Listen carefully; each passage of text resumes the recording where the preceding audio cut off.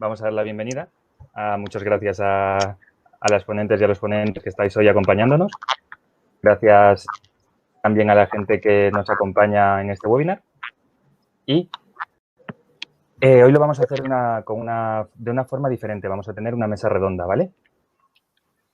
Hoy tenemos acceso, es una serie de webinars organizados por la Delegación de Estudiantes de Farmacia de la Universidad de Alcalá de Henares, en colaboración con la Cátedra Extraordinaria, Derecho a la Salud y Acceso a los Medicamentos de Pharmamundi.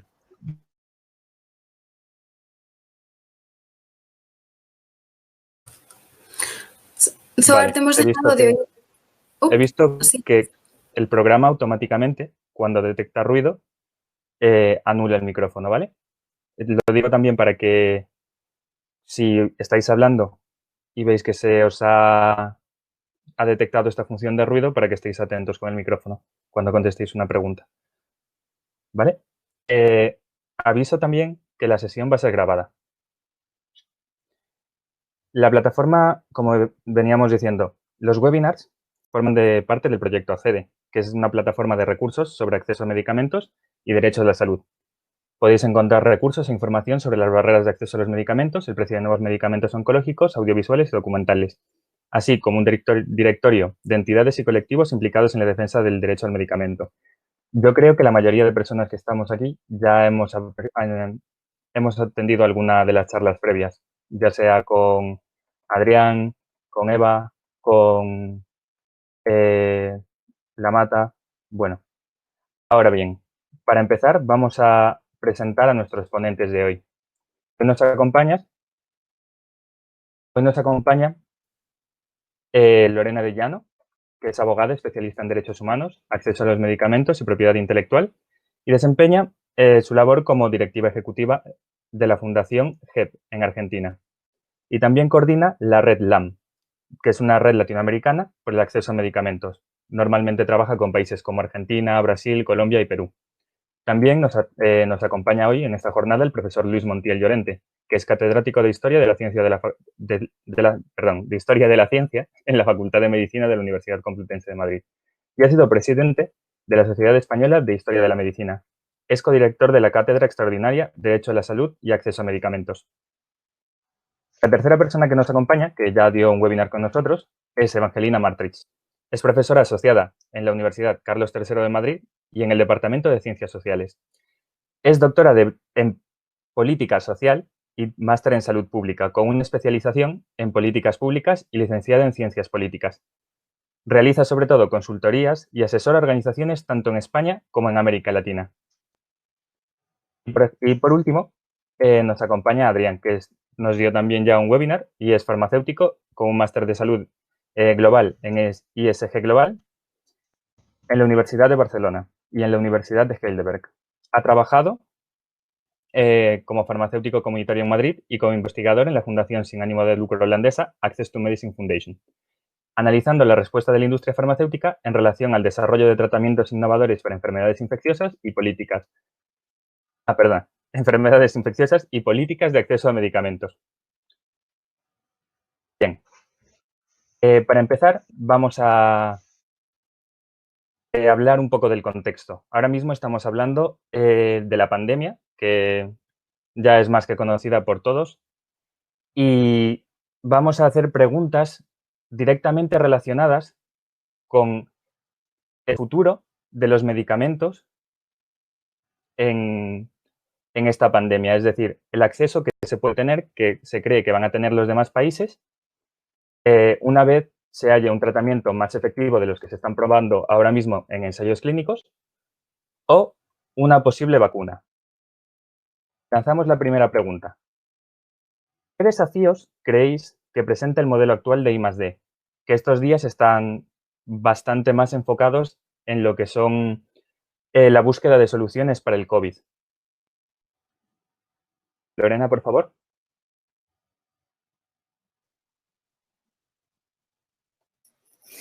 Muchas gracias. Gracias por la presentación.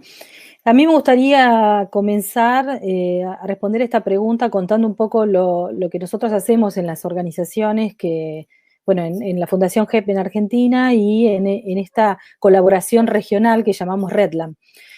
tenemos un programa de acceso a medicamentos y trabajamos las barreras de acceso y justamente estamos focalizados en trabajar la propiedad intelectual como una barrera al acceso.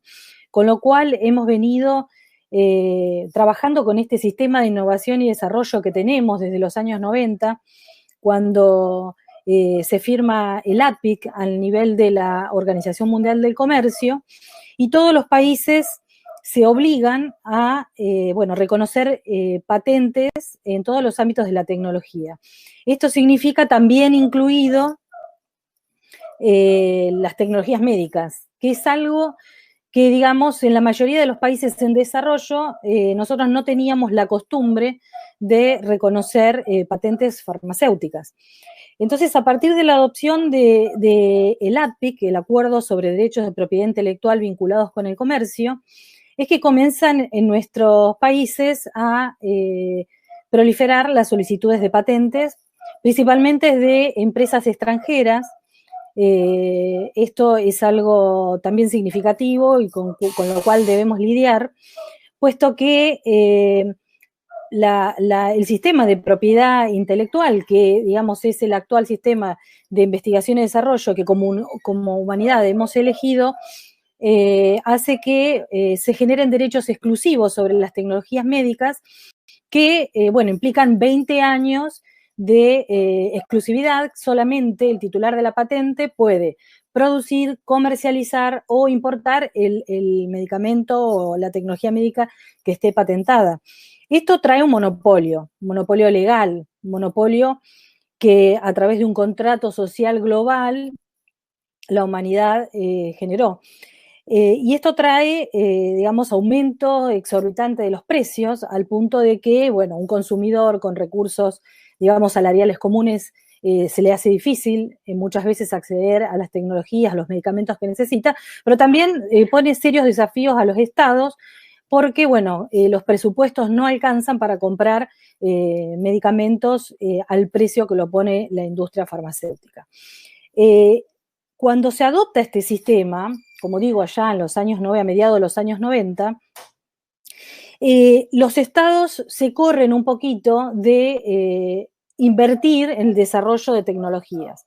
Y entonces esto hace que, se delegue en el mercado el tema de decidir qué tecnología se desarrolla, qué tecnología se necesita, y también, de elegir aquellas tecnologías que van a ser lucrativas, que van a poder dar retorno en términos de ganancias. Entonces, con el tiempo lo que hemos visto, por lo menos a través de nuestro trabajo, es que las empresas farmacéuticas hacen uso del sistema, pero también hacen abuso del sistema. Encontramos, por ejemplo, en el INPI, en el Instituto Nacional de Propiedad Industrial, que es a quien le corresponde en Argentina analizar las solicitudes de patentes y otorgar o rechazarlas según cumplan con los requisitos de la ley, encontramos que el 90% de las solicitudes que presenta la industria farmacéutica multinacional no cumplen con los requisitos. Entonces, es no solamente el problema del sistema en sí mismo, sino también el abuso que la industria farmacéutica hace de este sistema. La pandemia del COVID llega y se encuentra con este sistema en funcionamiento. Como lleva tanto tiempo desarrollar una tecnología, ya sea un medicamento o una vacuna, en este caso para el COVID, lo que ha sucedido es que la primera medida que se está tomando es tratar de probar aquellos desarrollos que ya o bien están en el mercado y se utilizan para otras enfermedades, o bien aquellos que están en una fase de ensayo clínico avanzado. Entonces, así que, por ejemplo, yo les quería contar, ustedes me hacen seña del tiempo. Les quería comentar el caso de una combinación de drogas, lopinavir-ritonavir, que se viene usando hace muchos años para el tratamiento del VIH-Sida, y que, ahora se comienza a probar para COVID, para ver si funciona para COVID. Y en las guías, en las recomendaciones, por ejemplo, acá en Argentina, se recomienda como un tratamiento compasivo, porque todavía no tenemos evidencia de que tenga una efectividad, pero se comienza a utilizar. Y entonces nosotros, como organización, que venimos trabajando más que nada en VIH-Sida, en hepatitis C, en el tema de acceso y propiedad intelectual, comenzamos a, bueno, a mirar, ¿no?, estas tecnologías que se empiezan a probar para COVID. Y empezamos a ver que, bueno, hay barreras de patente. En el caso particular de este lopinavir ritonavir que les comentaba, vemos que por lo menos aquí se han pedido 17 diferentes patentes sobre el lopinavir por separado, el ritonavir por separado, en combinación de cápsulas que no son estables al calor. Luego piden otra patente. O sea, todas estas son patentes que se solicitan al mismo tiempo o de manera sucesiva, con lo cual si se otorgan, se extiende el monopolio por más de 20 años, que es lo que dice el API. No sé si ahí ya pararía para dejar el lugar a alguien más, porque me habían dicho 5 minutos y creo que ya los cumplí. Y quedo, por supuesto, abierta a preguntas. Muy bien, Lorena, muchas gracias. Sí, todas las preguntas que tengáis, por favor, las hacemos al final de las dos preguntas principales, ¿vale? Que es cuando contestaréis los ponentes por alusión. Para que todos podáis contestar a la primera pregunta planteada de forma directa.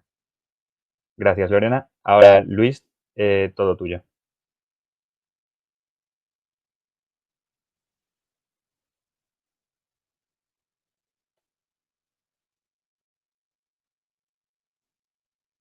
Luis, estás con el micrófono en silencio.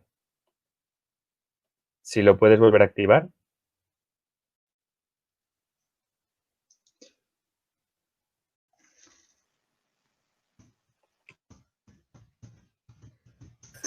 Luis, ahora te Ahí. escuchamos. Ah, vale, vale, bien.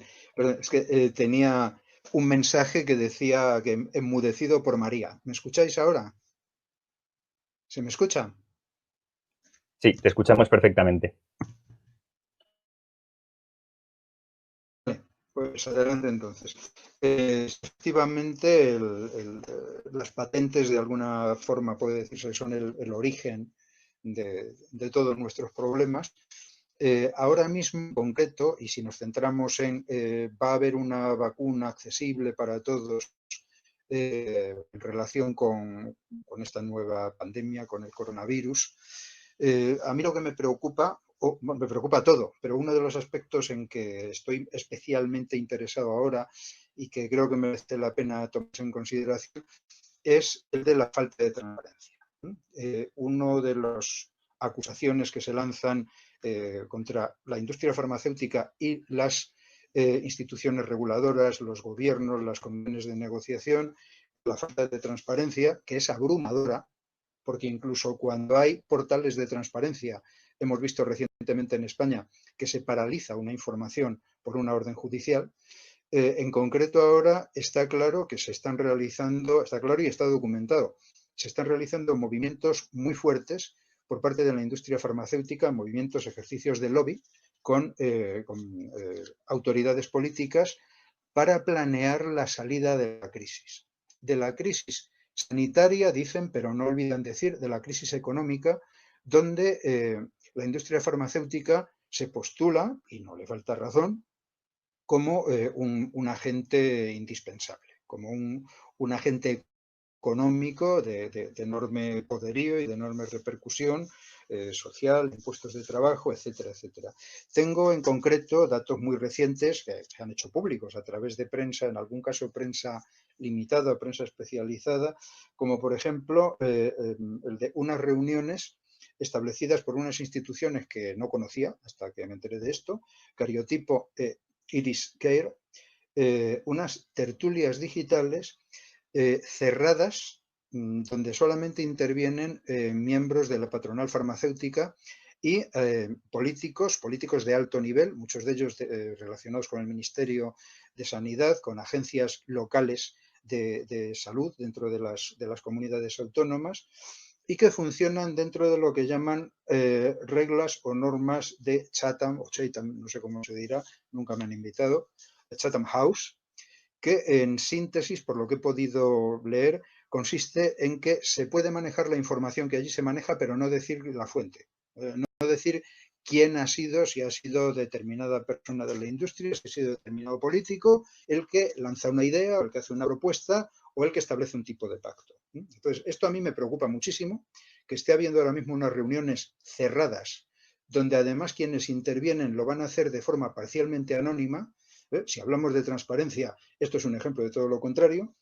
Del mismo modo que algo que he conocido a través de la prensa diaria, un análisis crítico que han hecho fundaciones independientes de la IMI, Innovative Medicine Initiative, donde bueno, se dan datos muy llamativos, extraordinariamente llamativos, acerca de cómo este modelo de lo que se llama colaboración público-privada, que algunos llaman, y yo me adhiero, parasitismo público-privado, están brutalmente desequilibrados del lado de la industria. Así como la junta rectora, por así decir, es paritaria, hay el mismo número de personas de la industria farmacéutica y personas procedentes de la política, institutos de investigación, etcétera, etcétera. Los grupos ejecutivos, los grupos estratégicos, los que deciden en qué se va a gastar el dinero público-privado dedicado a la investigación para mejorar la salud de los europeos y la economía y la industria europea, muestran un desequilibrio extraordinario. Por ejemplo, tenía aquí algunos casos concretos.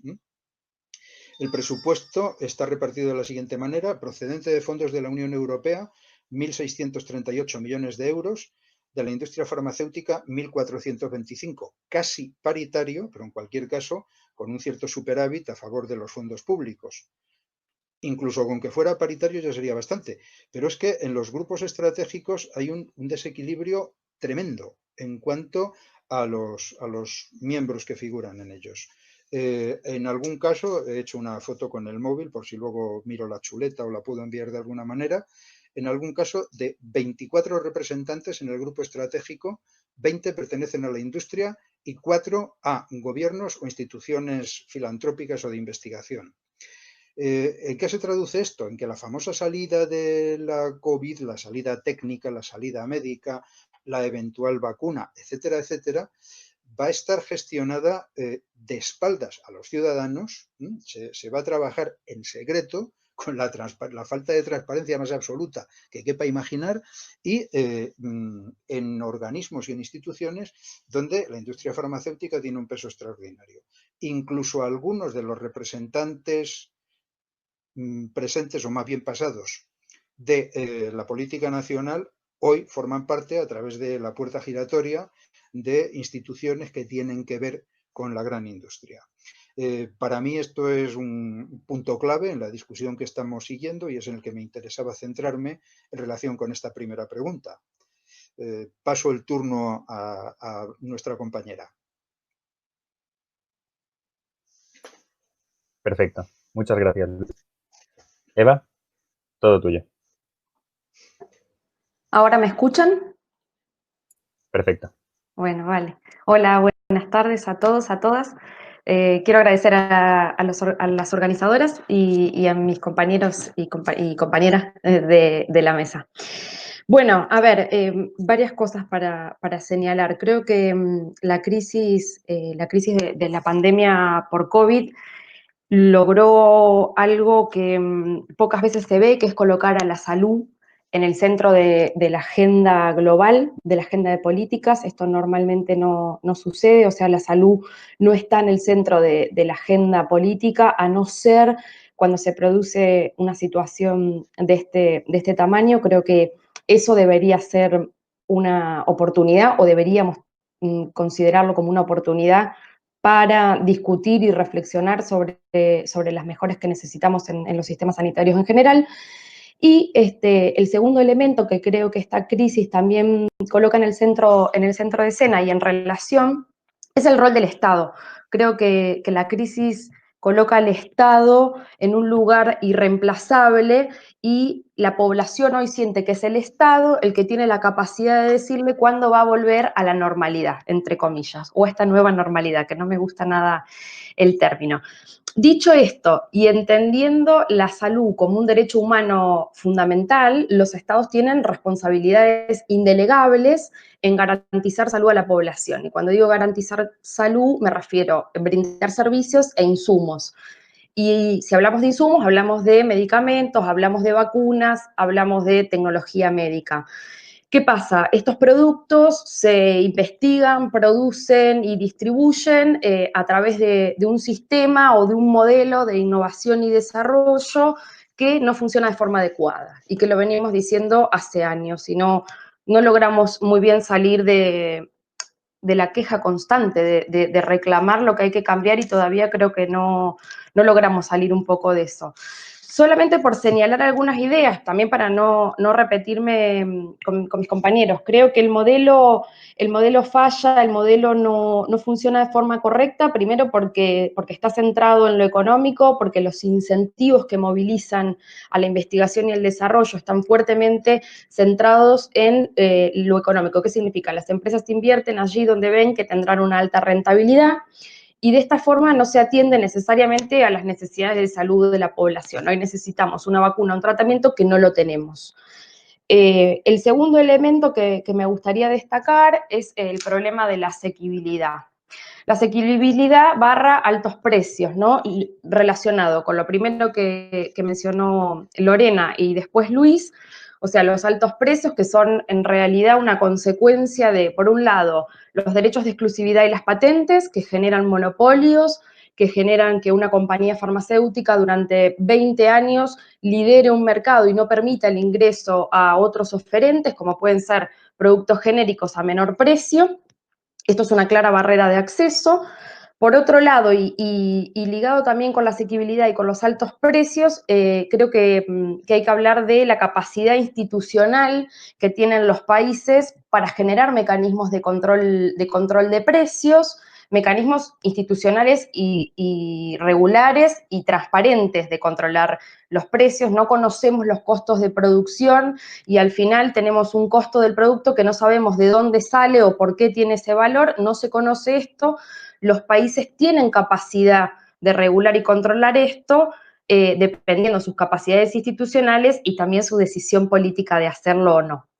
Y un último problema que yo quisiera destacar del modelo actual tiene que ver con la disponibilidad de los medicamentos en los sistemas de salud. A veces existen los tratamientos, pero no están disponibles. Y no están disponibles por barreras que genera el propio sistema sanitario. A veces las cadenas de suministro, la forma en que está organizado el sistema sanitario. Existen tantos sistemas de salud como países y son diferentes y no todos los países, por ejemplo, tienen un sistema único nacional como España.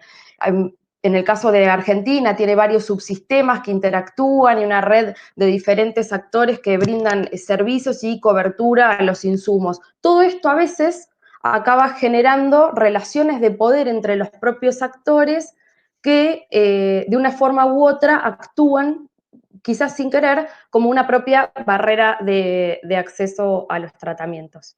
Y lo dejo por ahí, le doy la palabra a Adrián. Perfecto. Muchísimas gracias, Lorena. Perdona, Eva. Evangelina. Adrián, todo tuyo. Muchas gracias. Bueno, lo primero, muchísimas gracias a las organizadoras por organizarlo y, bueno, por contar conmigo para participar en este panel. Por supuesto, al resto de ponentes. La verdad es que estoy un poco como asustado aquí dentro de tanta experiencia y la verdad es que todo lo que habéis dicho es parte del consenso de lo que son las barreras en el acceso a medicamentos y en el desarrollo de un sistema de innovación, digamos, eficiente y que sea capaz de traer valor público y valor para toda la sociedad. Voy a intentar hablar de dos barreras más o dos determinantes más que pueden hacer. Los llamo determinantes porque del mismo modo que pueden suponer barreras para el acceso a medicamentos, también han dado muestras de ciertas mejoras en el desarrollo de medicamentos innovadores o de vacunas. Y de mejoras en la accesibilidad. El primero es, y acabamos de salir de una buena serie de jornadas en la Asamblea Mundial de la Salud, que son un buen ejemplo de esto, son los diferentes intereses en juego dentro del terreno del acceso a los medicamentos. Los distintos jugadores que hay, digamos, en el tablero repartidos y cómo las agendas que cada uno de estos jugadores, por llamarlos de alguna manera, compiten para acabar dando un resultado que puede favorecer la innovación o puede suponer una barrera.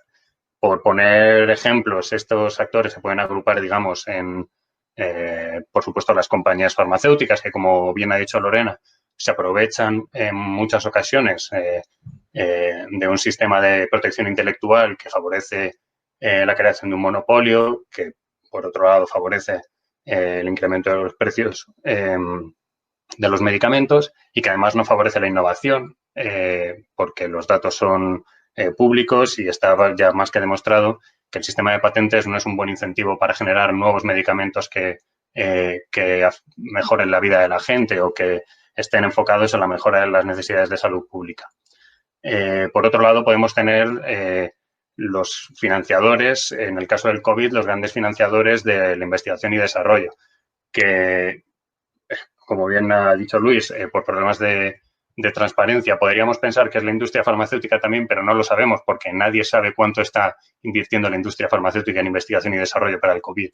Entonces, dejando la industria farmacéutica aparte, podríamos mencionar a los grandes filántropos, a los filantrocapitalistas, como puede ser la Fundación Bill Gates o el Wellcome Trust, y cómo las distintas agendas que estas corporaciones o estas fundaciones pueden afectar al acceso a medicamentos. Por ejemplo, la manera en la que tiene la Fundación Gates de entender la propiedad intelectual es completamente diferente de la que puede tener Médicos Sin Fronteras. Bill Gates, que es una persona que evidentemente ha creado un imperio a través de la protección del uso de la protección que dan las patentes y la propiedad intelectual para todas sus innovaciones y todas sus invenciones. Otros actores que pueden estar involucrados son los partenariados público-privados, como puede ser CEPI en este caso, y cómo incluyen estos políticas para favorecer o impedir el acceso a estos medicamentos. CEPI se ha hecho bastante famosa en estos días por financiar a través, con el dinero de contribuyentes a través de los estados, diversos candidatos de vacunas para el coronavirus. Sin embargo, las políticas de acceso de CEPI, que en un principio incluían licencias voluntarias, licencias no exclusivas para todos los tratamientos que fueran financiados a través de CEPI, ahora mismo han sido diluidas por la presión de la industria farmacéutica, supuestamente, de manera que son mucho más vagas y seguramente ponen un poquito más en riesgo el acceso a estas posibles innovaciones una vez lleguen al mercado. Luego, por supuesto, están los estados, ¿no? Y vemos como ciertos países hacen declaraciones o llegan a ciertos acuerdos con ciertas compañías para que si una vacuna llega al mercado, primero se trate a los ciudadanos de esos países y no se haga una política de selección en base a las necesidades de salud pública, a los países más afectados, a las poblaciones más afectadas, para distribuir la vacuna de una manera más eficiente. Hemos visto también en la Asamblea Mundial de la Salud, por ejemplo, cómo ha habido ciertos países que han intentado rebajar el lenguaje de las propuestas que hacían otros países, como por ejemplo Costa Rica, para establecer un pool de patentes o de tecnologías o de conocimientos universal, voluntario, para que los distintos investigadores o grupos de investigación, incluso países o industrias farmacéuticas, pudieran hacer uso de estos conocimientos y hacerlos llegar al público de una manera más asequible. Y luego, finalmente, una cosa que se suele olvidar y que a mí me parece fundamental en esto es el rol de la sociedad civil en el acceso a los medicamentos. Cosas como las que estamos haciendo aquí, como las que está haciendo la delegación de alumnos de la Universidad de Alcalá de Henares, ayudan a que la gente esté mucho más enterada de los problemas de acceso a medicamentos. Y eso supone una palanca de rendición de cuentas para que, llegado el momento de que una vacuna llegue al mercado, los ciudadanos podamos exigir a nuestros gobernantes y a las instituciones, e incluso a la industria farmacéutica, que los medicamentos sean asequibles y sean accesibles. Organizaciones como ACT-UP, por ejemplo, en la crisis del VIH en África subsahariana durante los años 90, o, por ejemplo, la Fundación IFARMA en el caso de Colombia con medicamentos para el cáncer, son ejemplos clásicos de cómo la sociedad civil es fundamental, no solo ya para hacer llegar a los gobernantes y poder cambiar la legislación para que los medicamentos sean accesibles, sino también para dirigir las prioridades de investigación de la industria farmacéutica. Creo que, bueno, y quizás lo dejaré para la segunda pregunta, pero bueno, creo que todo esto responde a algo que se ha mencionado antes.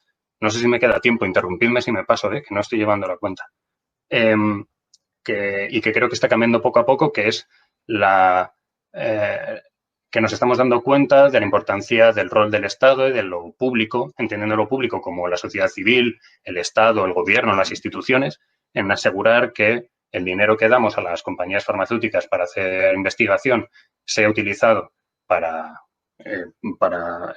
objetivos que estén basados en las necesidades de salud pública, que además tengan las condiciones necesarias para que sean accesibles, etcétera, etcétera. Y creo que esto es algo que está empezando a cambiar, derivado de la crisis del coronavirus, y que seguramente en los años o los meses que vengan, porque todo va muy rápido, veremos, yo creo, soy optimista, bastante mejora en este sentido. Y con esto termino.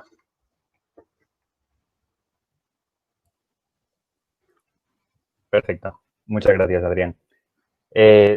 Con esto tendríamos el final de la primera pregunta. Antes de proceder a la segunda pregunta, me gustaría comentaros que podéis encontrar todo el material que se ha ido trabajando en los seminarios y mucho más material con toda la información de Accede, tanto en la descripción de las redes sociales de Accede como en el link que paso por el chat.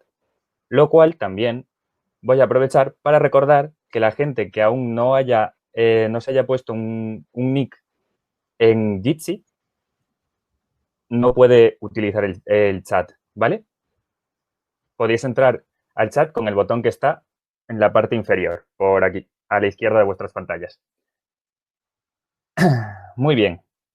Ahora vamos a pasar a la segunda pregunta y después de que las ponentes contesten a la segunda pregunta, vendrá el turno abierto de palabra para que podáis hacer todas las preguntas que hayan quedado en el tintero o cualquier cosa que queráis añadir, alguna cosilla más que queráis añadir, ¿vale? Muy bien, pasamos a la segunda pregunta. Ahora el orden de respuesta va a ser inverso. Adrián, empezarías tú, seguiría Evangelina, Luis y por último Lorena. Muy bien. Hemos visto esta primera parte que hay muchos bloqueos, hay muchas figuras que toman gran importancia en lo que es el acceso al medicamento y cómo parece ser que la balanza está un poco más inclinada hacia el lado de la industria farmacéutica, con lo que todos conocemos de los lobbies farmacéuticos, la protección de las patentes, incluso extender la validez de una patente mediante el uso de nuevas indicaciones. Vale, pero toda esta epidemia, todo esto que está pasando, también, como explicabais muy bien, ha puesto a la salud y a los sistemas de salud, sobre todo, en un punto central. ¿Veis en esta crisis una oportunidad de reformar el modelo de I+D?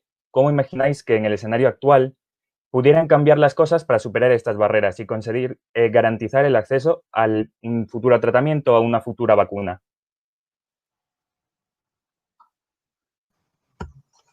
Vale, comienzo yo, ¿no? Bueno, lo primero, decir que la balanza se inclina hacia un lado, hacia el otro. Yo lo veo más bien como que cuando tú desarrollas un sistema y como bien ha dicho Lorena, el sistema de protección intelectual es algo, un consenso al que se llegó en cierto momento a finales en la mitad de los años 90. Cuando tú desarrollas un sistema, ese sistema da unos resultados de acuerdo a cómo está cómo está diseñado, ¿no? Y, por tanto, es muy complicado explicar resultados distintos utilizando el mismo sistema. O sea, que no es que la balanza, no es que alguien esté haciendo un uso digamos que creo que la industria farmacéutica y el sistema de I+D en general ha entrado en una especie de inercia por la cual los vicios acumulados de cómo está diseñado el sistema se ven amplificados. Y creo que no es ni beneficioso, ni evidentemente creo que salimos perdiendo bastante los pacientes y el público en general. Y creo también, sinceramente, que la industria farmacéutica pierde bastante con esto. En cuanto a las reformas o a las posibilidades de reforma, fíjate, cuando al principio, llamo al principio cuando la pandemia empezó a llegar a lo que llamamos Occidente, ¿no? A los países, a Europa y tal. Me parece que su cargo es el director científico o director médico de Johnson & Johnson, dijo que el desarrollo de una vacuna para el coronavirus no era un incentivo suficiente para una compañía farmacéutica. El sistema está diseñado de tal forma que una pandemia no supone un incentivo para una industria farmacéutica para diseñar una vacuna. Y hemos pasado de eso a que en la última Asamblea Mundial de la Salud se reconociera la necesidad y el derecho que tienen todos los países a utilizar las herramientas derivadas de los ADPIC, como explica Lorena, para asegurar el acceso.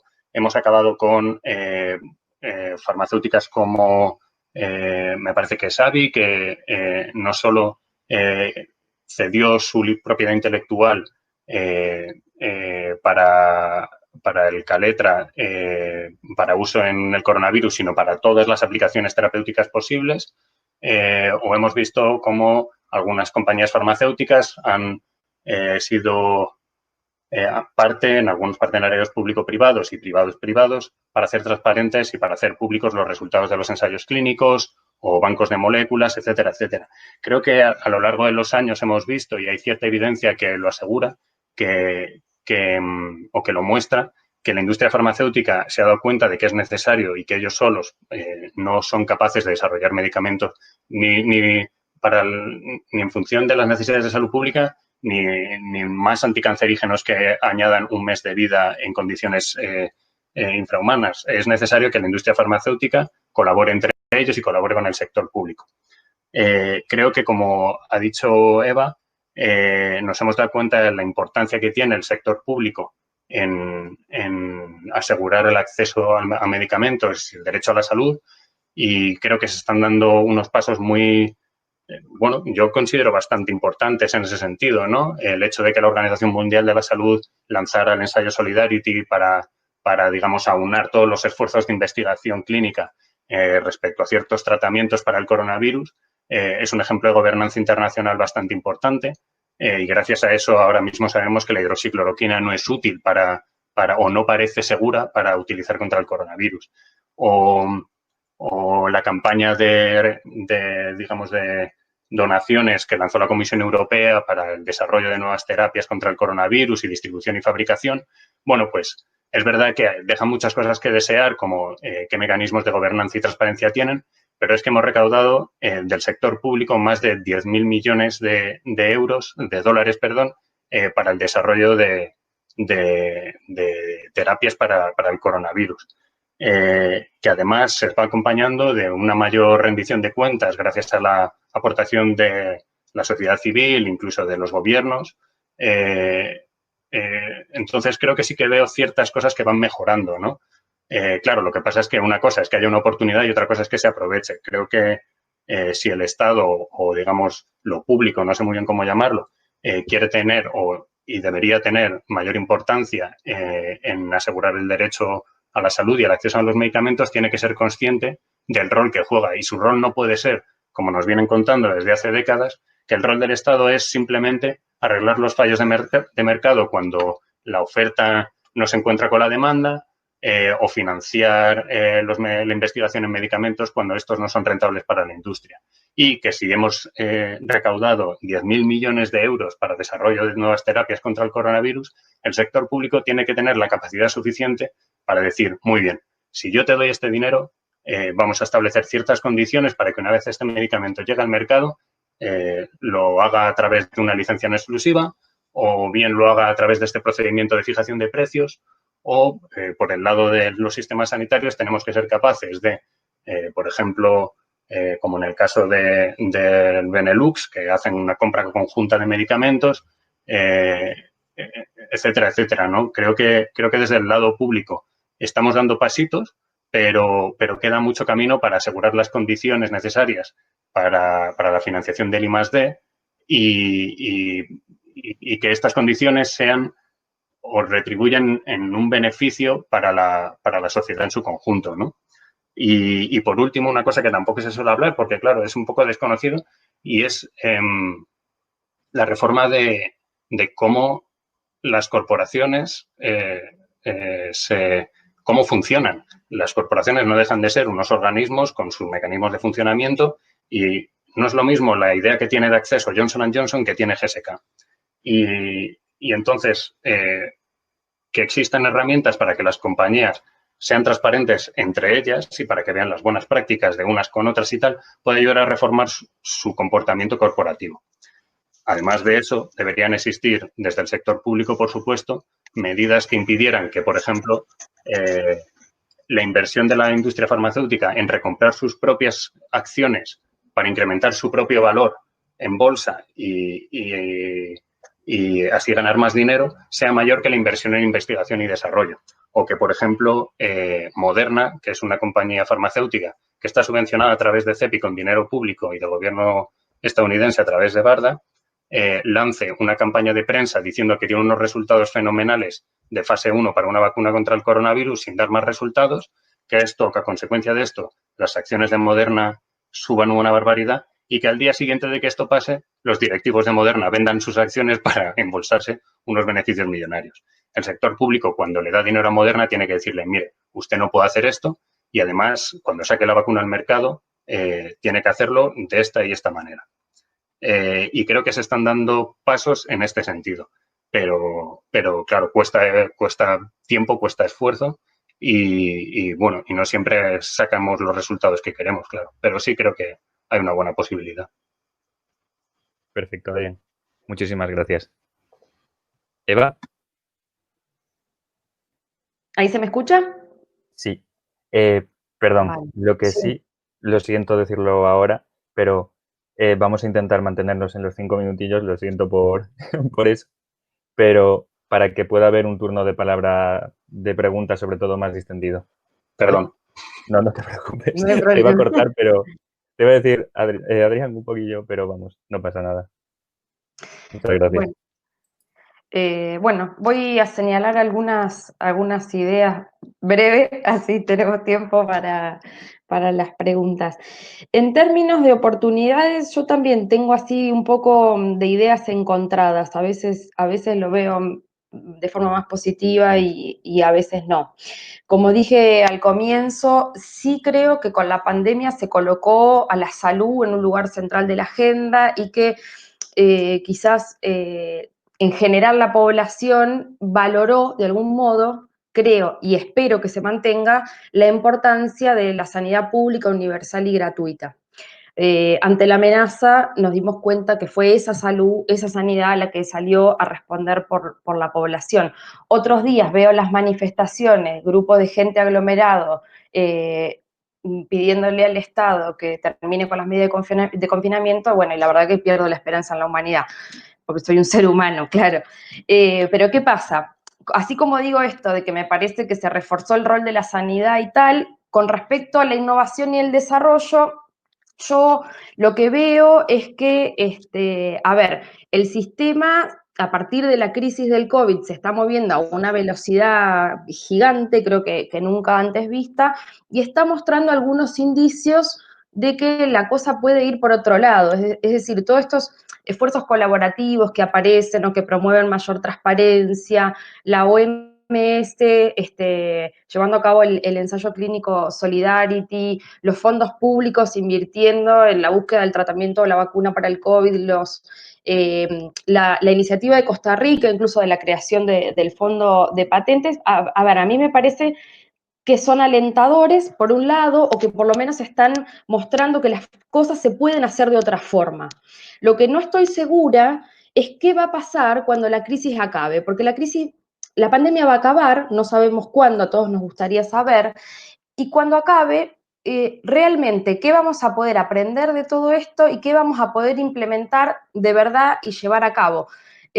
yo soy muy cautelosa con las políticas o las estrategias que se adoptan en una situación de crisis o de emergencia, que me parece que muchas veces dan respuesta en situaciones, valga la redundancia, de emergencia o crisis, pero que luego es difícil sostenerla en el tiempo o que no hay capacidad institucional para sostenerla. Inclusive esto, tanto que se habla de acuerdos globales y tal, a mí también eso me genera un poco de dudas, porque la realidad es que las respuestas de los países va a depender de la capacidad, perdón, de cada uno de los países, del diseño político institucional de los sistemas sanitarios. No es lo mismo cómo se va a recuperar de esto España, Italia, Inglaterra o cualquier país de América Latina con economías más débiles, con sistemas de salud muchísimo más sobrecargados.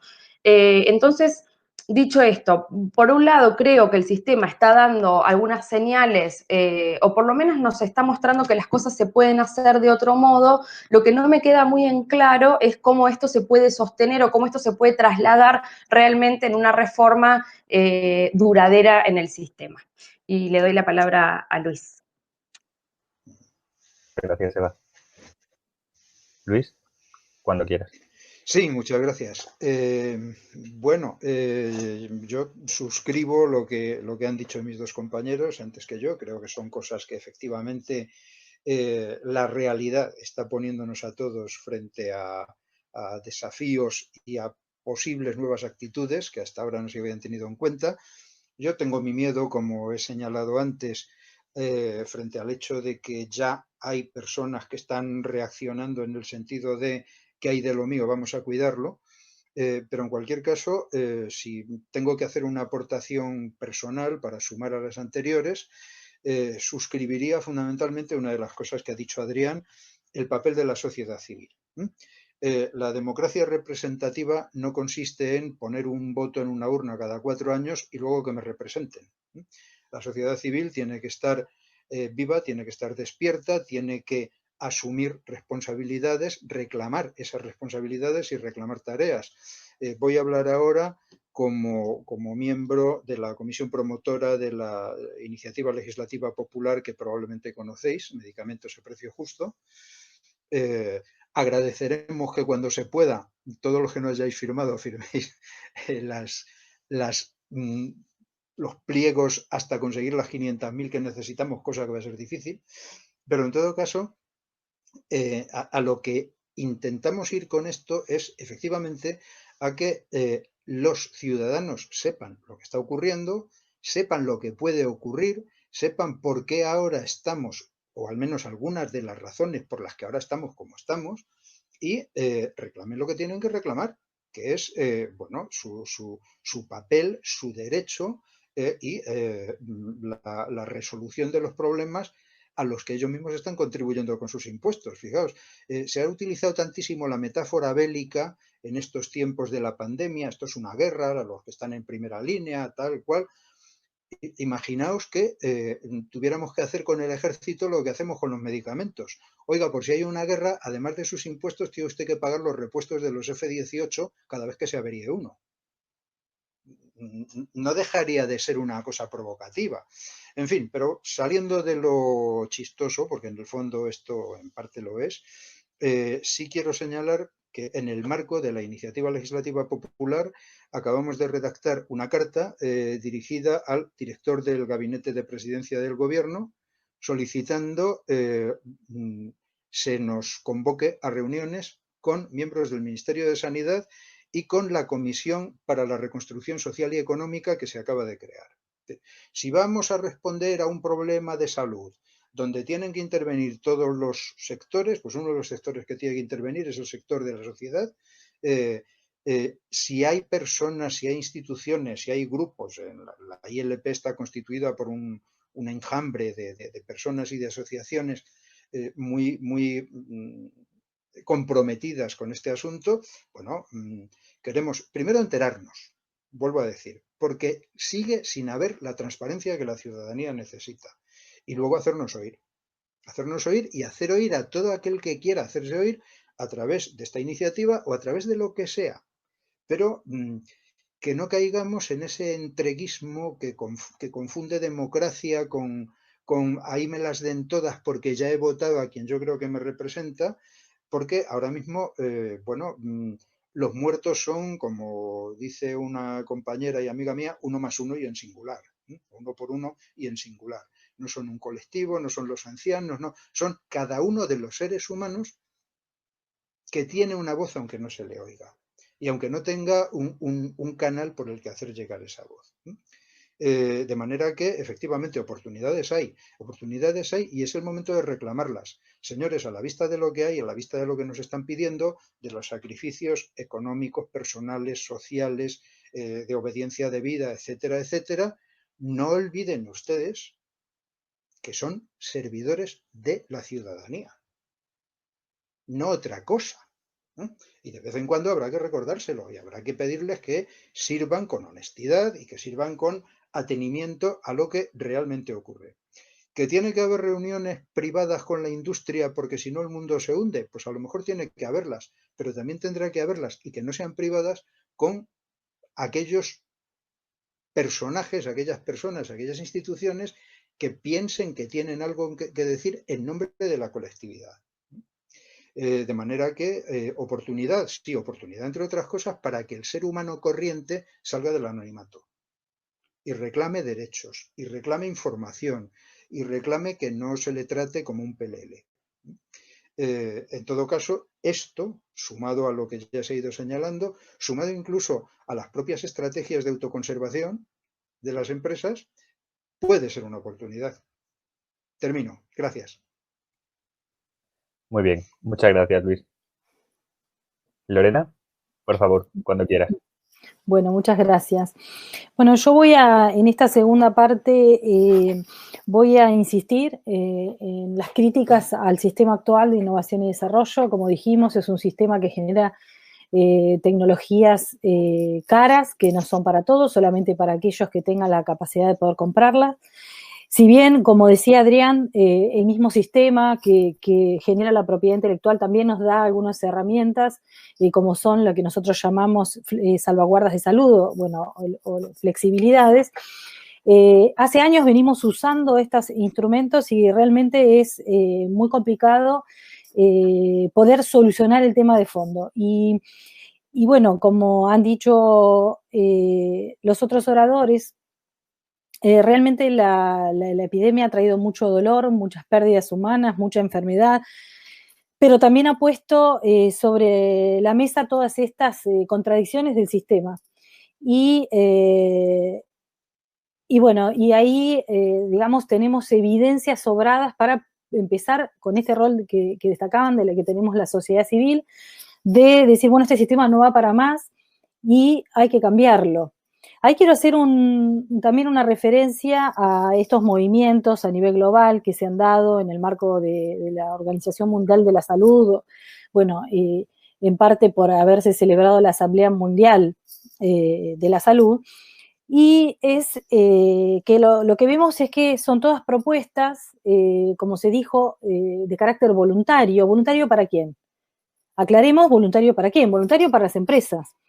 Y nosotros ya también venimos monitoreando y hay probadas, hay evidencias suficientes para decir que los sistemas voluntarios que dejan en posibilidad de las empresas de decidir si ceden o no ceden las tecnologías o los derechos de patentes para producir genéricos y quién va a poder producir y quién va a poder beneficiarse, ya vemos que se utiliza como una herramienta de marketing y que finalmente gran parte, y más que nada países de renta media, baja y alta, quedamos afuera de esos sistemas voluntarios.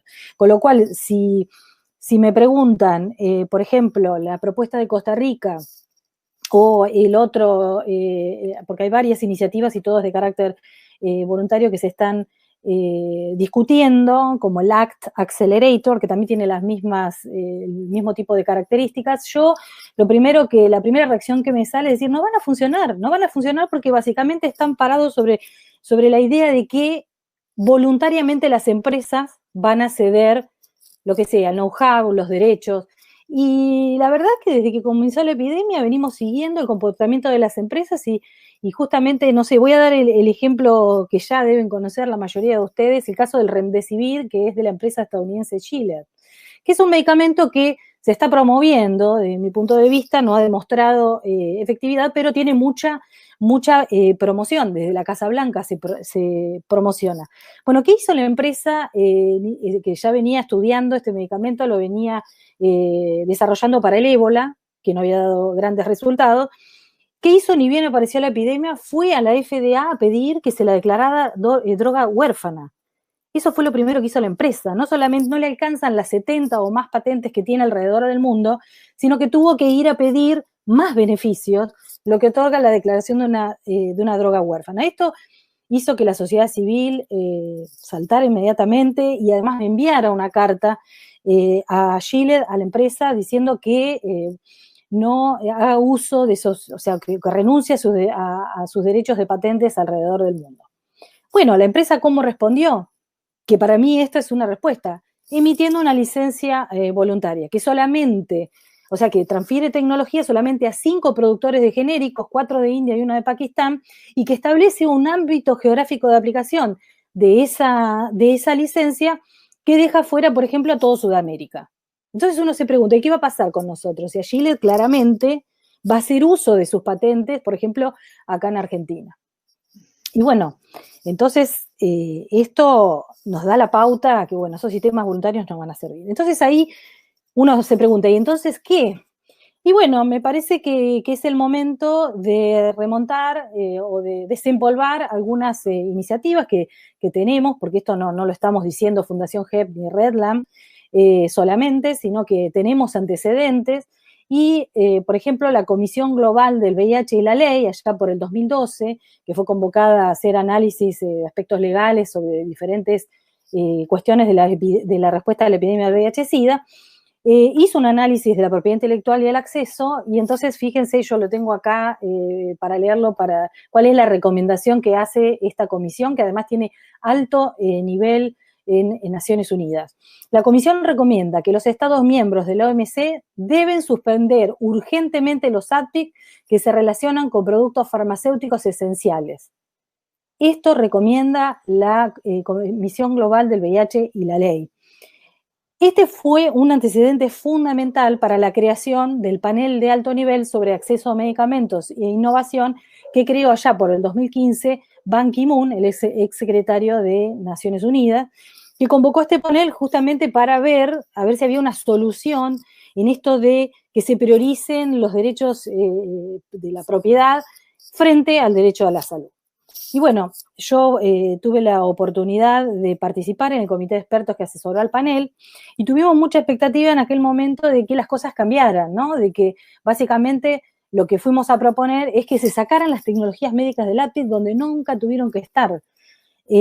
¿Cómo puede ser que los estados adhieran a un sistema o se obliguen a un sistema y después salgan rogando que por favor las empresas no le cobren lo que le cobran o que hagan accesible? Esto no puede ser. Los estados tienen que recobrar la soberanía que se dieron en ese contrato social de los años 90 en el marco de la OMC, recobrar esa soberanía y sacar las tecnologías médicas del APIC. Esta es una cuestión que estamos trabajando en las organizaciones de Latinoamérica y que nos parece que además también tiene viabilidad en términos de que como sociedad civil podemos empezar a plantear a nuestros gobiernos estas cuestiones y que se abra el debate en el ámbito de la OMC, porque está muy bien que la OMS como autoridad sanitaria global coordine, pero no tiene ninguna posibilidad de hacer cambios reales, porque las barreras fueron creadas en otro ámbito, que es en el ámbito del comercio y es en el ámbito de la OMC. Así que, bueno, esta es nuestra propuesta y responde directamente a la pregunta que se plantea en esta sesión de si se puede cambiar. Sí, yo creo que justamente lo que está proporcionando esta pandemia en esta discusión es una gran oportunidad para que, ya que la salud está sobre la mesa y todos estos aspectos pueden ser analizados con mayor facilidad y mayor atención a los estados, que comencemos a dar este debate y saquemos, como repito, las tecnologías médicas del marco del OMC y trabajemos también en alternativas, porque cualquiera me va a decir, bueno, está bien, sacamos del OMC y cuál es la alternativa. Y la alternativa, hay varias también discusiones que se han venido dando también en el marco de la Asamblea Mundial de la Salud y que fue abandonado porque países desarrollados que, bueno, que representan los intereses de estas compañías multinacionales han estado trabando el debate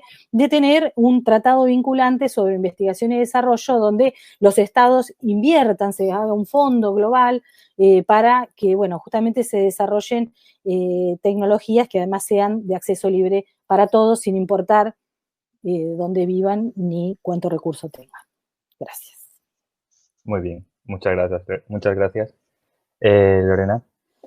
Vale, con esto concluimos las dos preguntas que se han planteado a los ponentes y a las ponentes. Muchas gracias por vuestras respuestas. La verdad es que os veía muy complementadas, muy complementados en cuanto a las respuestas.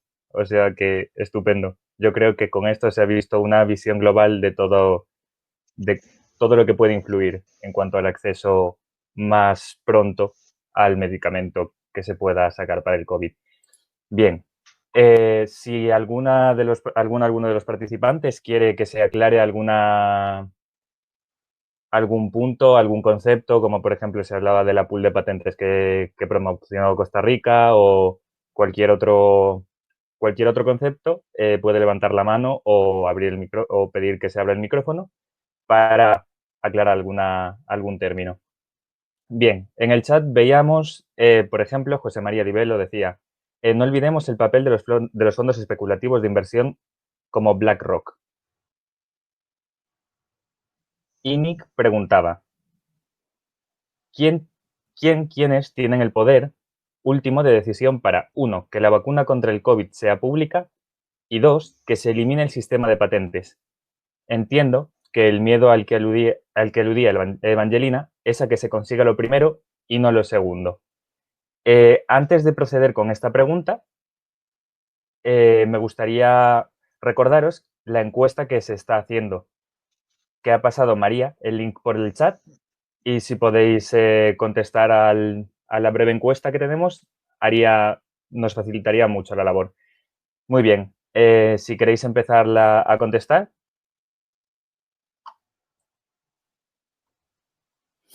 A ver, yo podría decir algo en relación a lo que el primer comentario, que la verdad que sí, cuando uno piensa en estas empresas que la humanidad le está delegando la responsabilidad del desarrollo de tecnologías médicas, como son las empresas farmacéuticas, uno ve que no es el laboratorio que uno se imagina con el científico tratando de encontrar una solución a un problema de salud.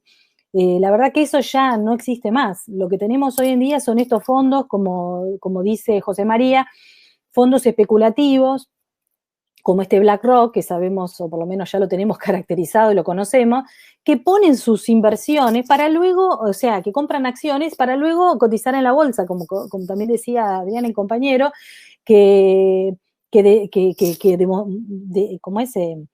daba este ejemplo de fondos públicos puestos para que haya especulación de parte de estas empresas. Y la verdad que en eso ha quedado el modelo, en eso ha quedado en esta pura especulación, porque también se habló del costo de producción. Tenemos, por ejemplo, para los medicamentos que se están probando para COVID, la Universidad de Liverpool sacó un estudio donde hace un estudio del costo de producción de estas drogas y dice que se puede producir por $1 o menos por día de tratamiento, es decir, entre 10 y 14 dólares sería el costo de producción para cualquiera de las drogas que se están estudiando, que ya existen o que están en el mercado o están en ensayo clínico avanzado. Con lo cual, digamos, ahí tenemos los números, no es que no hay forma de saberlo.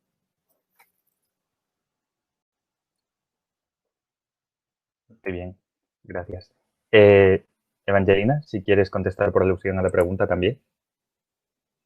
Sí, en realidad yo lo que me refería es que, a ver, estos movimientos que están apareciendo ahora en relación a la búsqueda de la vacuna o el tratamiento por el COVID, mi miedo es que se queden algo temporal. O sea, estas iniciativas colaborativas y más transparentes que sean algo que ojalá consigan dar respuesta lo antes posible a este problema puntual, pero que no trascendamos de esa fase de la inmediatez y que al final no aprendamos nada y que no reformemos el sistema. Como bien decía Lorena recién, el sistema ya ha demostrado que no sirve para generar acceso, con lo cual tenemos que cambiarlo y existen herramientas y existen alternativas para hacerlo. O sea, ahora lo que hace falta es la decisión de hacerlo o no.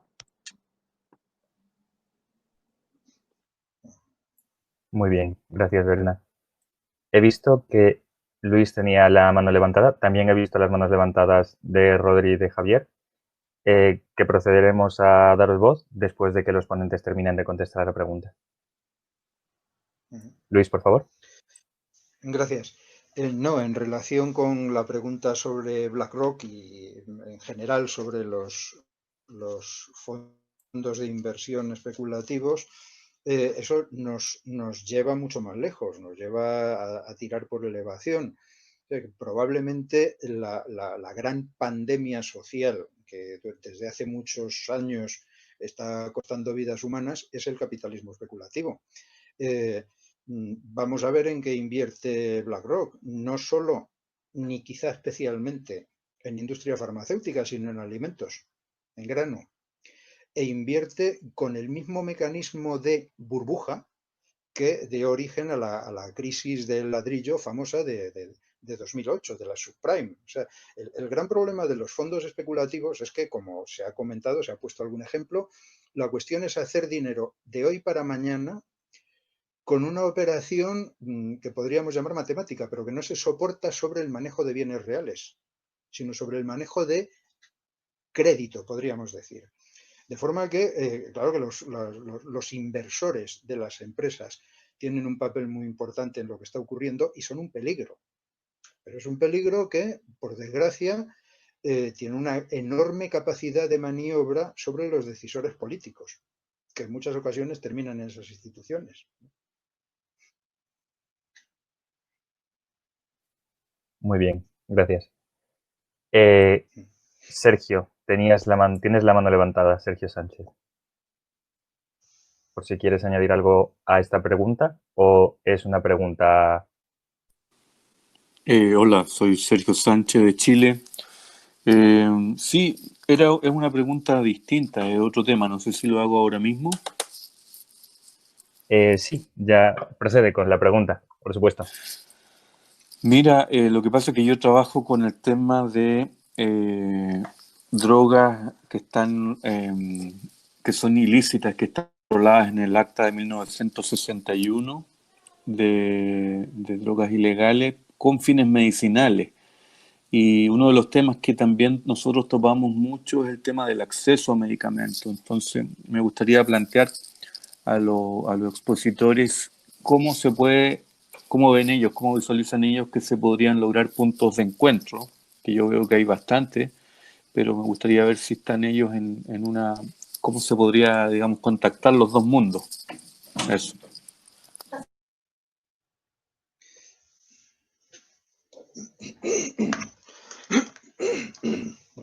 Muy bien. Si queréis contestar alguno en especial.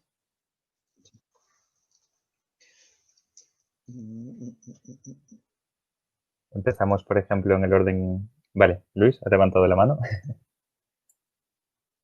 Sí, pero es por una cuestión muy concreta. Me ha costado mucho entenderlo. Si tú lo has oído mejor, porque yo tenía problemas de sonido, ¿en qué consistía la pregunta o cómo era exactamente la pregunta? Muy bien. Sergio, si puedes reformular la pregunta de forma más concreta, por favor. No, sí, es una cuestión de sonido. Sí. Sí, ahí lo voy a hacer sin cámara para que me escuche Luis. ¿Ahí me escucha Luis? Ajá. Sí, es mucho más claro, sí. Sí, lo que pasa es que decía yo, como yo trabajo con el tema de cannabis para uso medicinal y otras drogas que son consideradas ilegales también por las Naciones Unidas, uno de los temas importantes es que nosotros tenemos el acceso también al medicamento. o a fármaco, en este caso, o a fitofármaco, en verdad. Entonces quería ver si ustedes ven si hay algún punto de encuentro entre los dos mundos, digamos, lo que ustedes están planteando directamente desde el preparado farmacéutico o medicamento y lo que hacemos nosotros con la planta o las plantas.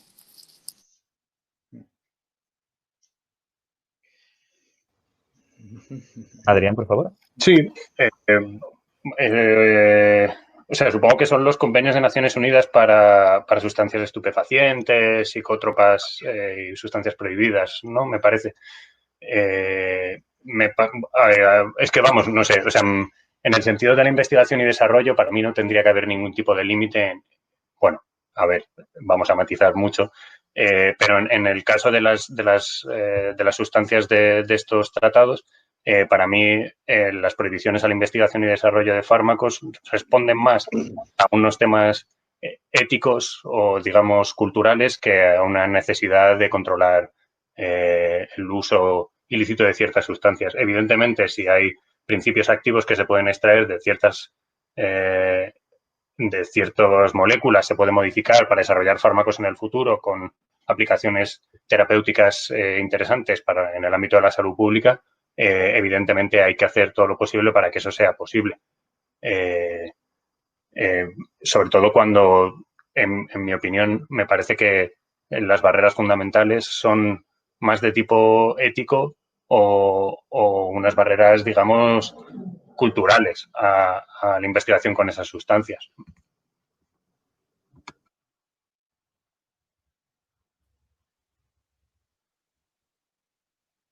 Bueno, yo podría decir algo también. Bueno, es una decisión política, como estamos hablando que existan las patentes, también es una decisión política que la marihuana sea ilegal. Y entonces ahí, sí, la investigación y el desarrollo se ve, como decía Adrián, se ve bloqueada. Acá en Argentina hemos dado el debate, pero la verdad que sí surgió una ley, pero la verdad que no permite a todo el mundo poder cultivar. Y también, como sigue siendo ilegal la comercialización de la marihuana, las instituciones de investigación como universidades se ven en una gran complicación, una gran barrera de poder acceder digamos, al principio activo, a la materia prima para poder hacer investigación. Y por otro lado también sabemos que, bueno, hay la industria, en el momento que esto de la marihuana y para uso medicinal se convierta en legal, también están los negocios que están esperando hacer estas empresas multinacionales, porque ahí donde está el negocio están. Así que, bueno, esos comentarios. Esto debería cambiar, por supuesto, y coincido de que es algo cultural y que, bueno, que está llevando mucho debate y poco avance.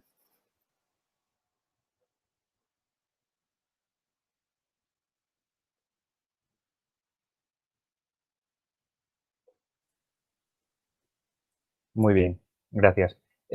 Por aportar un punto de vista más, como muy bien decían tanto Lorena como Adrián, esto se encausa más en lo que sería un marco legal de aceptación cultural, como se viene viendo en otros países. Por ejemplo, Canadá la legalizó en 2018. Hay países como Costa Rica en los que el consumo no es legal, pero no está mal visto desde el punto de vista, vamos a llamarlo, de la policía y demás, y tiene un uso más extendido, por dejarlo más claro. Hay una clara diferencia entre lo que sería el acceso a medicamentos, medicamentos puramente hablando, a sustancias que pueden utilizarse como drogas de abuso, ¿vale? Las sustancias que pueden utilizarse como drogas de abuso, por ejemplo, tenemos el caso de la morfina, o sea, de la morfina misma. Según los estados, y en general los estados, lo que hacen es hacer un seguimiento controlado. Evidentemente, hacer un seguimiento controlado dentro de un territorio nacional muy amplio es algo bastante complicado. Entonces, parte de eso es lo que lleva a la restricción y vamos a llamar a un menor acceso, menor facilidad de acceso de este tipo de sustancias comparadas con otras que tienen, comparadas con los medicamentos, que estos ya son más, como decía Lorena, de un ámbito comercial que se les ha dado, vamos a llamarlo, otro entorno.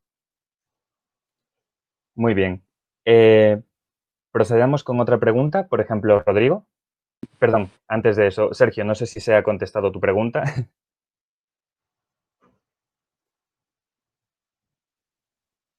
Sí, absolutamente, amigo. Muchas gracias. A ti, por tu pregunta. ¿Rodrigo? Sí, hola, buenas. ¿Se me escucha? Perfectamente. Bueno, yo soy estudiante de la Universidad de Alcalá de Henares y, bueno, tengo dudas acerca de realmente cuál es el poder que tiene el Estado sobre las industrias farmacéuticas. En el artículo que escribisteis, Adrián y Evangelina, se hablaba de unas licencias obligatorias como un botón nuclear, comillas, que lanzaban los estados para hacer que las patentes pues quedasen libres. Entonces, no llego a entender del todo cuál es el poder que tiene y cuál, o sea, qué es lo que puede hacer y qué es lo que no. O sea, porque si tiene ese poder, o sea, ¿por qué no puede exigir transparencia o regular los precios o no sé? O sea, es un poco mi duda.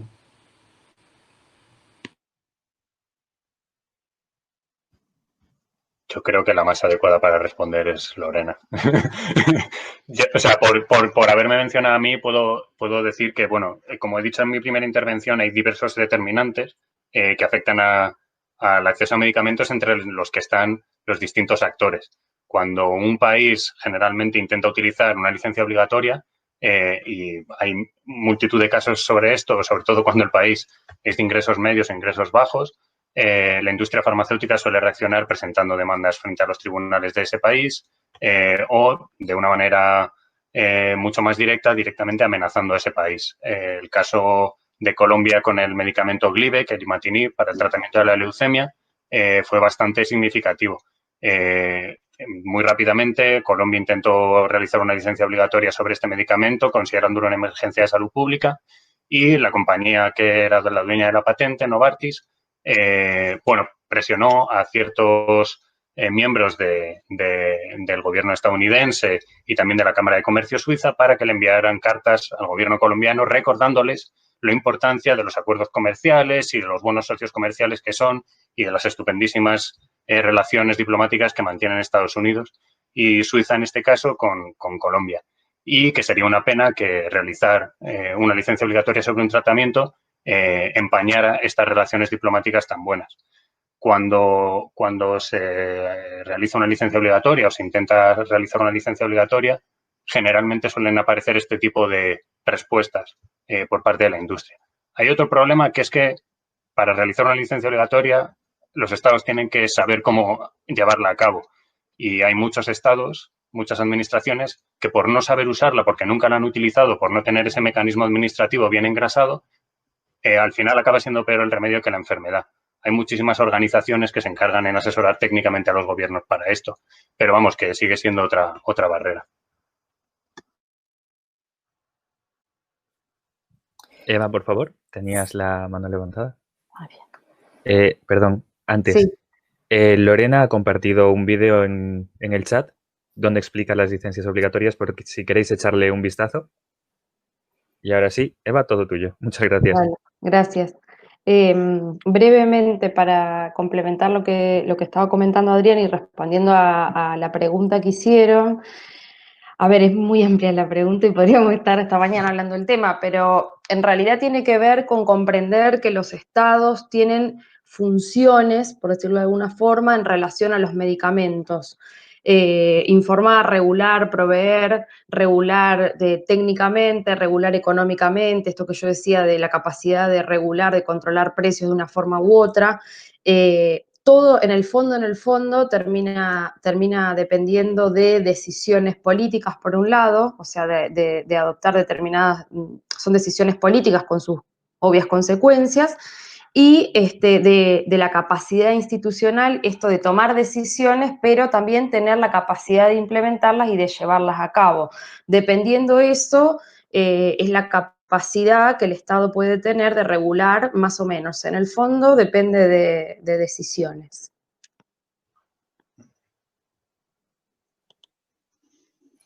Yo quería agregar un poquito en relación a esta pregunta con el tema de las licencias obligatorias. Las licencias obligatorias son una salvaguarda que tiene el mismo sistema de patente. Como decía yo, por un lado da la protección por 20 años y estos derechos exclusivos, y por otro lado, gracias a gestiones que hicieron los países en desarrollo y que esto se reafirmó años después, en 2001, con lo que se llama la Declaración de Doha sobre ATPIC y salud pública, y ahí quedó bien claro que los países tienen derecho a hacer uso de estas salvaguardas. Las licencias obligatorias es la posibilidad de que la autoridad de salud o Poder Ejecutivo Nacional pueda permitir, en el caso de que exista una patente, pueda permitir la producción por terceros de lo que está patentado. Esto es un instrumento muy, muy importante porque permite la entrada al mercado de versiones genéricas. Y lo que ha sido demostrado que cuando entra la competencia al mercado bajan los precios. Además también lo que es importante resaltar, porque como comentaba Adrián, surgen represalias. Cuando un país, haciendo uso del derecho de salvaguardar la salud pública, hace uso de una licencia obligatoria, vienen represalias. Y entonces, represalias económicas, bloqueos y determinadas. Entonces, lo importante destacar acá es que el titular de la patente puede permanecer en el mercado, o sea, puede seguir comercializando su producto. No es que la licencia lo impide, no, puede seguir comercial y además cobrar una regalía por la venta de genéricos, que por supuesto va a ser razonable. Lo que no les gusta es, bueno, no van a poder poner, se les termina el monopolio, no van a poder poner esos altos precios como por ejemplo el tratamiento para la hepatitis C, que cura la hepatitis C, que salió al mercado $84.000 el tratamiento para una persona. Y entonces a razón de $1.000 una pastilla. Por supuesto que si emitimos una licencia obligatoria, se va a vender a otros precios.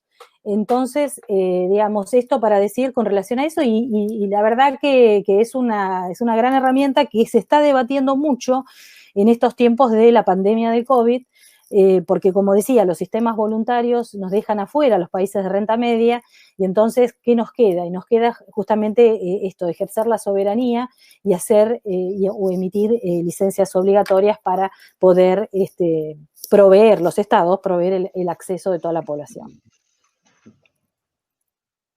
Muchas gracias, Lorena. Luis, también tenías levantada la mano, por si querías añadir algo más.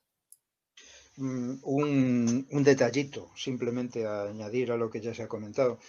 Aunque ahora mismo la factura farmacéutica es un problema para todo el mundo, fundamentalmente a partir del sofosbuvir, en principio, y a todos los niveles, incluso al de los medicamentos más baratos, se trata de un problema fundamentalmente para países en desarrollo.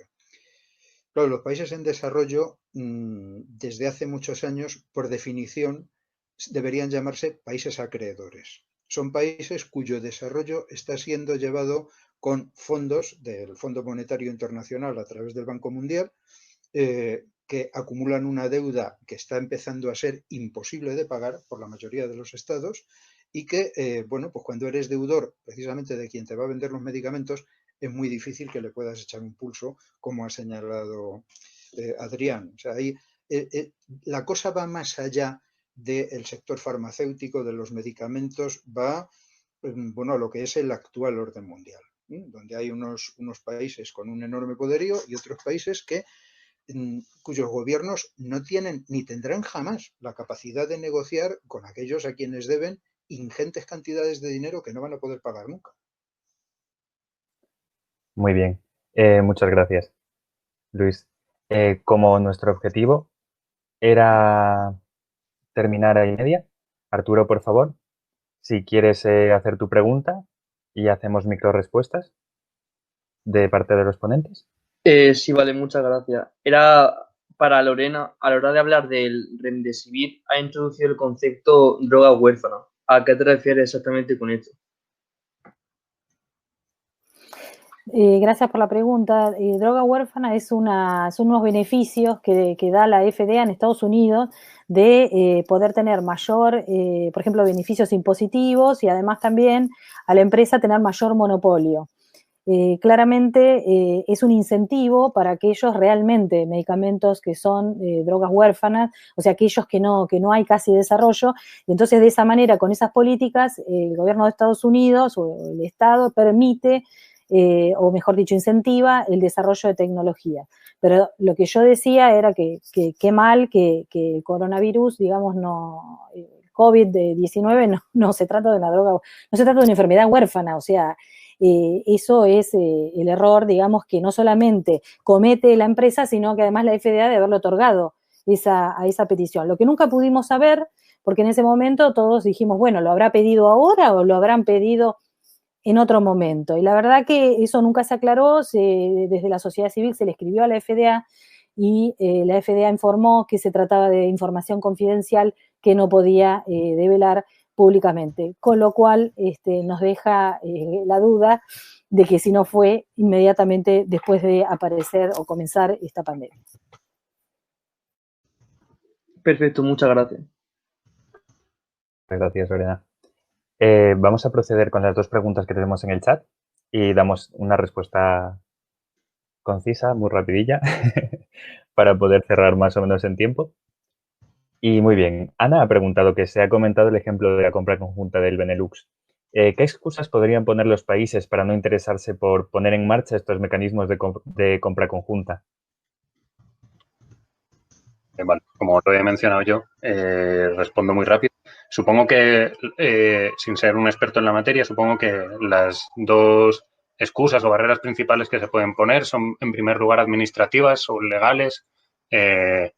El registro de medicamentos puede depender entre un país y otro, la autorización de comercialización puede depender, etcétera, etcétera. O incluso el idioma del etiquetado, la forma de la caja, etcétera, etcétera. Todo eso son cosas que están reguladas en la legislación de cada país o a nivel europeo, en el caso de la Unión Europea. No sé si en Latinoamérica tienen algún sistema similar. Entonces, ahí hay barreras, digamos, administrativas o legales. Y luego, pues, motivos políticos. Evidentemente, cuando un país que tiene un precio medio de los medicamentos más bajo que otro, no va a tener ningún interés en negociar la compra conjunta de medicamentos, porque seguramente acaba saliendo perdiendo. Sin embargo, sí que hay algún ejemplo también aparte, como puede ser la Organización Panamericana de la Salud, que tiene acuerdos de compra conjunta de ciertos medicamentos para diversos países del continente americano. Muy bien. Muchas gracias, Adrián. Ana, no sé si esto contesta... Ah, perdón, respuesta parcial a Ana. Luis, si la quieres decir en voz alta, adelante. Perdona.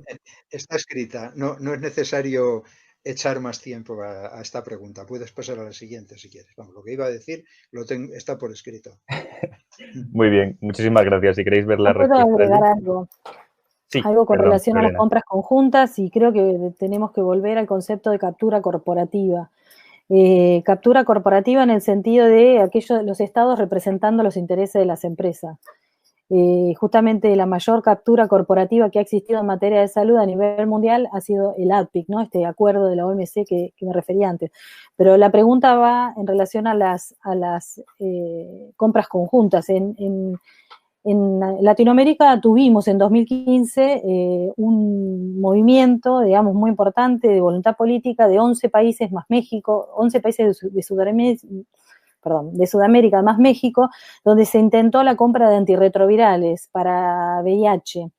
Y la verdad que bueno, yo participé y lo que puedo decir es que por un lado fue exitosa en el sentido de que hasta las empresas multinacionales se presentaron diciendo que, bueno, que ellos tienen precios diferentes según la característica del país, el tema del nivel de renta, la población, la capacidad de producir o no. O sea que no era lo mismo Bolivia que Brasil para ellos en esta negociación. Se presentaron también algo bueno, se presentaron productores públicos de Brasil, como Farmaguiños y otros, y bueno, a lo mejor porque accedieron a información fundamental previa, tuvieron los mejores precios. Y se logró un acuerdo, y se logró bajar muchísimo el precio de referencia. Pero ¿qué pasó? Lo que dice Adrián. Luego se tenía ya el precio de referencia para hacer las compras, pero los países no tenían el registro sanitario, había cuestiones administrativas que impidieron que todos los países que participaron de esta compra conjunta pudieran beneficiarse, digamos, de la negociación.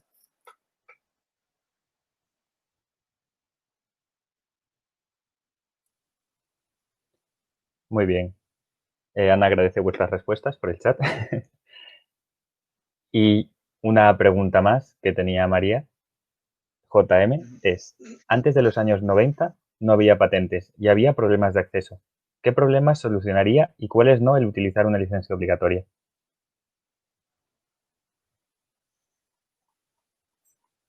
¿Quieren que vaya con ese? Si quieres empezar, Lorena, adelante. La licencia obligatoria solamente la vamos a aplicar si existe una patente. O sea, como decís, existió un mundo anterior al sistema de patentes. O sea, existió un mundo sin patentes. Y había problemas de acceso porque, digamos, no es el único problema. La barrera de propiedad intelectual no es el único problema. Es multicausal. Pero es un tema muy importante en cuanto las patentes son instrumentos neoliberales para hacerse de los recursos de la salud. Entonces, es una barrera, digamos, que frente a las otras toma una dimensión mucho más importante. Pero siempre tener en claro esto. Dentro de las salvaguardas que nos da el APIC, o sea, la posibilidad de, como las licencias obligatorias, también hay otras salvaguardas que, por ejemplo, son las oposiciones a las patentes, la definición de los criterios de patentabilidad, o sea, criterios estrictos, que no se pueda patentar cualquier cosa, como definíamos esto, que las empresas vuelven a patentar la misma droga, la combinan con otra patente, lo que llamamos evergreening. Eso también se puede evitar. Digamos, hay distintas formas y además que tienen un carácter más preventivo, pero la licencia obligatoria solamente la vamos a aplicar si existe efectivamente una patente, no cuando no existe. Cuando no existe la patente, usamos otras que, bueno, otro día podemos explicar un poco más, porque eso es largo. Gracias.